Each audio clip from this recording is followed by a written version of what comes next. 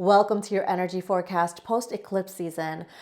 How did it go? Did you survive? Give me a thumbs up if you made it. If you're here with me, we did it. We're here. But this was intense. This was a lot of emotions. It's like a pressure cooker, so if you felt frustrated, if you felt angry, if you felt confused, if you felt like the shadows of things that you worked through in the past were kind of resurfacing and hitting you over in the head, and you felt like new triggers started to come up and new awareness and all of these different questions where I don't know if I'm supposed to be doing what I'm doing, or I'm supposed to change my mind, or do I change my career or my relationship? Do I burn it all down? This was an intense time. And now after the eclipse is over, you're like, why didn't that energy clear? Am I missing something? Because now Mercury is Gatorating and there's something else in reggaeton. And then like this one, the new moon and the full moon, there's all these different energies that are percolating in the air. So go ahead and take a nice deep breath with me. Inhale in and exhale. So that's where we're going to talk about the energy of the next couple of weeks. Now, anytime me and you talk about energy or we talk about astrology, we're talking about practicalness. We're talking about energy that you can use in a practical way in your life. So this involves cultural context. This involves talking about world events. This involves talking about society and what we're going through as a collective, as well as you individually. So as you're kind of experimenting with like, okay, you know what? All of these triggers came up for me during eclipse season. You better know that you're in for a massive transformation in the next few, okay? So whether you already got the ball rolling for yourself or you're kind of just like feeling scared to make the step or scared to jump in, you're not going to have a choice in the next couple of weeks, all right? It's going to feel like either you go willingly, like you're going to go towards that thing willingly, or you're going to get pushed into that. So whatever that is, whether it's a decision that you're prolonging, whether it is a thing that you need to do or say to a person, whether it's a career move that you need to make, or if it's a question that you have whether or not you're making the right decision, at a certain point you're not going to have a choice to make the decision. It's just going to be made for you. Okay, so sometimes it doesn't show up in our lives in like a really positive way. Like for example, like if you're saying like, yeah, I need to rest, but then all of a sudden like something happens to you where you're like forced to rest. It's not this like luxury opportunity that's like, oh, a retreat that is like free for you to go to and like a thing that you can have that is restorative for you. If you're not making the decision, the universe is conspiring to make the choice for you in a way that you might not expect. So this is not a threat to you, but this is also to say that the eclipse season really supports you to be able to make really massive, big decisions in your life. So it really just feels like an upgrade, right? And so when you have the ability to make a choice about something that you've been prolonging or kind of procrastinating about or unsure about, it gives you the agency to be able to make a choice.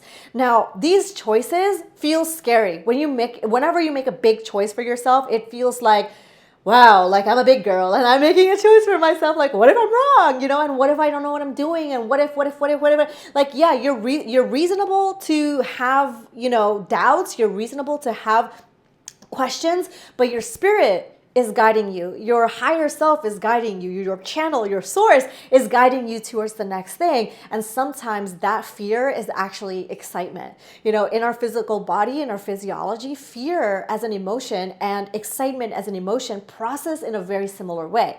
So if you think about like the things that you feel in your physical body when you experience fear, the tingling, the constriction in your heart, the constrictioning in your stomach, the overthinking, the analyzing, that's also how excitement processes in your body. The key difference is that when you're excited, you're going to start to feel your heart kind of opening up. You're going to start to feel this constriction energy in your heart being a little bit more open. So all of these different things that either you're making a decision to change, or two, it's being changed for you because like you're not having the opportunity to make these choices because you're taking too long, or you're like, dilly-dallying, or you're kind of just like going against your own alignment and your own inner knowing, your own intuition, to kind of just like, do it tomorrow or do it next week or do it next year, You're doing all this kind of stuff. It's really important for you to notice what it is that you're feeling truly excited about, okay? And a lot of us have a very weird relationship with excitement, joy, pleasure, happiness, especially when so many different things in the world are true, right? There's pain, there's grief, there's a lot of pain that we don't know how to consolidate. We don't know how to alchemize. There's so much that's happening in the world that can sometimes feel really heavy, right? And so this excitement energy isn't to say that these things are not here or these things are not happening. It's to really understand what is your role to play. What is the joy that you're bringing into the circumstance? What is it that you're holding space for? And especially if you're somebody who's in the healing arts, and I describe the healing arts as anybody who's in the healing helping profession. So if you're a nurse, you're a doula, you're a coach, you're a therapist, you are a breathwork facilitator, you're a sound healer, you're somebody who is working in the healing arts, or you're like adjacently in the healing arts, you're going to find this like extra activation within yourself. You're going to find that like the time is now. You know, the luxuries that you have to live in the places that you do, to have the resources that you have, the access to people and information and wisdom and knowledge that you have, it kind of starts to feel like, why am I in a place of such privilege and I don't actually utilize my privilege as such? You know what I mean? And privilege goes in categories. Like there's folks who are very, very privileged and folks who have less privilege, who don't still understand that there's still so much privilege that you have access to. So in this moment of time, in time in terms of like time in society, but time in your life and your growth, it's going to start to feel like a really obvious yes. Like, yes, obviously I want to do this. And the signs, the synchronicities are going to start to be like pop, pop, pop, pop, pop, until it starts like bopping you over the head of like, yeah, universe has been sending you the signs, but if you don't want to like read the sign, if you don't want to like, if you want to act like you didn't receive the sign, then that's your own ignorance. You know what I mean? Then you have to deal with the consequence of your own ignorance. But the signs are already going to start to be very, very obvious, bigger, brighter, more dramatic, more obnoxious, to the point where you're like, okay, universe, like, I'm sorry, I've been like avoiding it. You know what I mean? I had to think about it, or I had to deal with my own fear and my own insecurities about it. I had to regulate my own nervous system to, be prepared to take the next step. Yes, all of those things are true. Like preparation is part of like being able to,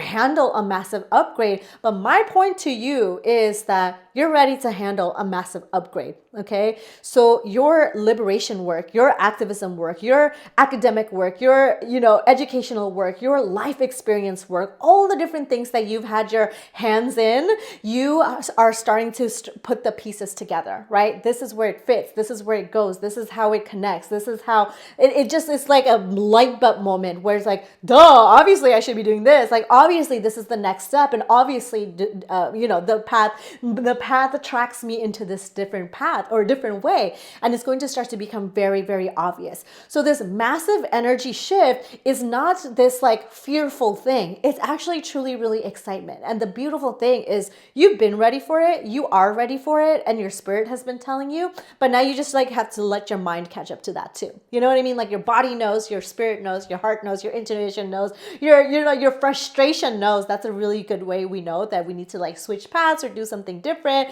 or, change something about something, but you need to catch your mind up to that.